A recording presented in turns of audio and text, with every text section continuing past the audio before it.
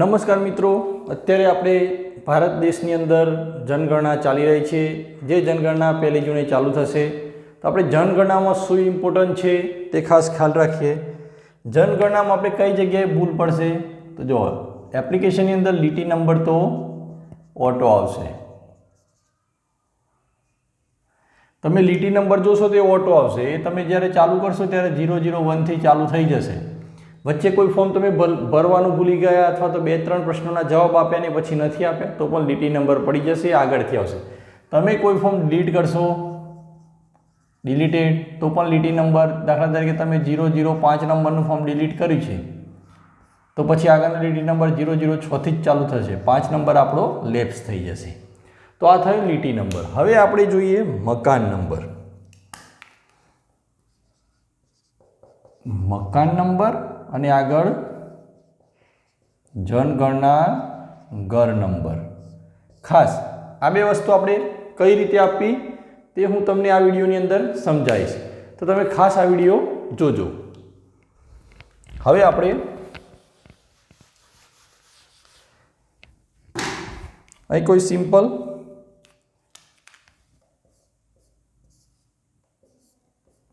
એક આ રીતનું મકાન છે, તો આને આપણે મકાન નંબર 1 આપીશું. જનગણના નંબર આપણે પહેલાં 0001 થી ચાલુ થશે, તો આનો ઓટો એટલે કે 9 દબાવશું આપણે તો 0001 આવી જશે. પછી હવે કોઈ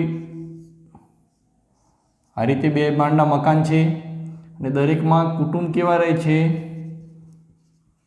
અલગ કુટુંબ રહે છે, તો આને આપણે મકાન નંબર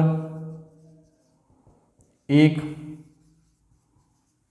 જનગણના ઘર જો 001 અહીં આપી દીધું તો એ 0002 0003 આવશે. આ રીતે લાઇનસર આવશે. બંને માટે આ ફોર્મ કેટલી વાર ફિલઅપ કરવાનું થશે? 2 વખત. એક આ કુટુંબ માટે થશે અને બીજું આ કુટુંબ માટે થશે. હવે કોઈએ કંઈ આ રીતે 2 માળનું જ મકાન છે પણ બંને માળમાં કેવા કુટુંબ રહે છે? એક જ કુટુંબ રહે છે. કેવું કુટુંબ? એક જ કુટુંબ. તો શું થશે? મકાન નંબર, તો આને આપણે આગળનો મકાન નંબર એટલે અહીં 1 હતો એવો મકાન નંબર કયો થશે? 2. તો અહીં મકાન નંબર કયો થશે? 3. જનગણના ઘર નંબર કયો થશે? 003 આવી ગયો, 0004 આ રીતે.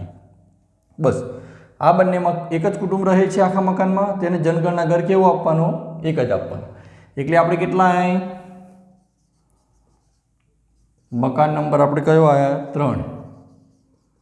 જનગણના ઘર કયો આવ્યા? સેન્સેક્સ હાઉસ કહેવાય એને, જે સેન્સેક્સ હાઉસ આપણે ઇંગ્લિશમાં જોઈએ તો 004 આવ્યા. હવે આપણે એક અલગ ઉદાહરણ લઈએ.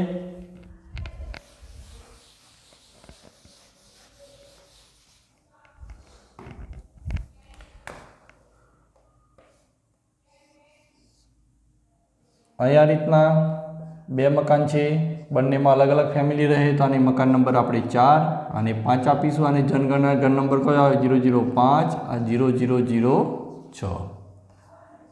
અહીં એક આવું મકાન છે, અહીં એક જ લાઈનમાં 5 મકાન છે. આ 2 મકાનમાં એક ફેમિલી રહે, આ 2 મકાનમાં એક કુટુંબ રહે છે, તો આ 2 મકાનને આપણે મકાન નંબર કયો આપશું? 6. જનગણના ઘર કયો આવે? 007. આ 3 મકાનને આપણે એક જ નંબર આપીશું, 7 નંબર. જનગણના ઘર કયો નંબર આવ્યો? 8 નંબર. તો આટલી પોસિબિલિટી થાય. પછી કોઈ કોમ્પ્લેક્સ હોય આ રીતનું, દુકાનનો એક કોમ્પ્લેક્સ છે, અહીં ઉપર નીચે મળીને કુલ કેટલી દુકાન? 3 4 5 6 7 8 9 દુકાન છે. તો આ દુકાન જો ગ્રાઉન્ડ ફ્લોરમાં G15 આ રીતે, G16 આ રીતે દુકાન નંબર આપેલા હોય નગરપાલિકાએ અથવા તો ગ્રામ પંચાયતે અથવા તો મહાનગરપાલિકાએ. G18 G19 G20 G21 અને G22. હવે આને આપણે જનગણના ઘર આપીશું તો 008 આવ્યો, તો અહીં કયો? 0009. પછી 000 10 00 11 12 13 14 15 16 17 0017. હવે ગ્રાઉન્ડ ફ્લોર થયો, ઉપરનો માળ થયો અને ફર્સ્ટ ફ્લોર F કરીને નામ નંબર આપેલો હોય, 23 થી ચાલુ થતું હોય તો 00 અને 18. આ રીતે F24, તો આ રીતે કોમ્પ્લેક્સને નંબર આપે. કોમ્પ્લેક્સને જો આવો કોઈ નંબર આપેલો ના હોય અને આપણે નંબર આપવાનો થતો હોય તો આપણે આખા કોમ્પ્લેક્સને એક જ નંબર આપીશું. એટલે 7 નંબર હતો તો આને કયો નંબર આપીશું? 8 જ આપીશું. અને દરેકને જનગણનાગર નંબર કયા અલગ અલગ આપીશું. આનો 0009 થી ચાલુ થશે, 0010, 0011, 0012, 0013, 0014. આ રીતે જનગણનાગર અલગ અલગ, મકાન નંબર દરેક માટે કેવો? સેમ રહેશે આ પરિસ્થિતિમાં. હવે આપણે બીજું એક ઉદાહરણ લઈએ.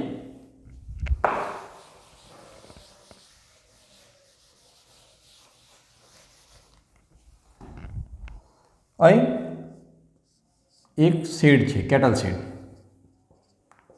અહીં એક વર્કશોપ છે, અહીં એક રસોડું છે અને એક ઘર છે. આ રીતનું 4 વસ્તુ થયું. તો આપણે શું કરવાનું? તો જુઓ, આ જે રસોડું અને ઘર છે એને એક મકાન નંબર આપવાનું, જનગણનાગર નંબર પણ આગળ જે આપણે આવ્યો હતો 17થી, તો એ આપણે 18 આપીએ જે આગળ આવ્યો એ. અને આ વર્કપ્લેસને આપણે મકાન નંબર બીજું આપીશું અને એનો જે નંબર આવે 19, એટલે કે આ બંનેને અલગ અલગ આપીશું. પછી કોઈ પરિસ્થિતિ એવી થાય, એક વર્કશેડ, અહીં નોકરનું ક્વાર્ટર, અહીં માલિક અને રસોડું. બરાબર. જો નોકરે માલિકના ઘેર જમે છે, એટલે કે ભોજન લે છે, તો આ આખા યુનિટને આપણે એક જ ગણવાનો જનગણનાગર નંબર. કેવો ગણવાનો? એક જ જનગણના, એટલે કે 00 આપણે 19 આવ્યા હતા તો 0020. અને આને આપણે વર્કશીટને આપણે અલગ ગણીશું 0021.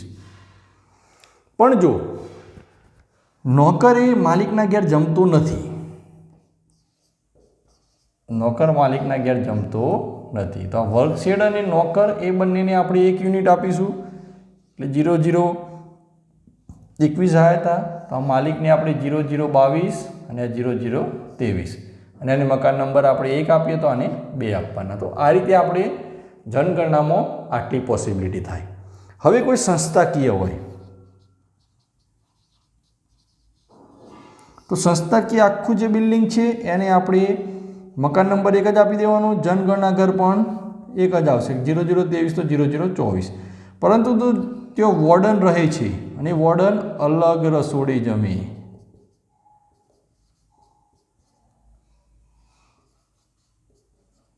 વોર્ડન અલગ રસોડે જમે છે તો એનું એક મકાન નંબર અને જનગણનાગર નંબર થશે. આનો મકાન નંબર ને જનગણનાગર નંબર અલગ થશે. આમાં બંનેમાં જો આખામાં મકાન નંબર 1 જ લઈએ તો પણ ચાલશે, પણ જનગણનાગર નંબર કેવો લેવો પડશે? અલગ અલગ. 024 આવ્યા, 0025 અને 0026. જો મિત્રો આના સિવાય પણ કોઈ પોસિબિલિટી તમારા જોડે હોય અને તમને કોઈ ક્વેશ્ચન મૂંઝાતો હોય તો મને તમે રિપ્લાયમાં કોમેન્ટમાં કરી શકો છો. હું તમને જરૂરથી આનો સચોટ ઉપાય આપીશ, તમારા ક્વેશ્ચનનો આન્સર આપીશ. Thank you.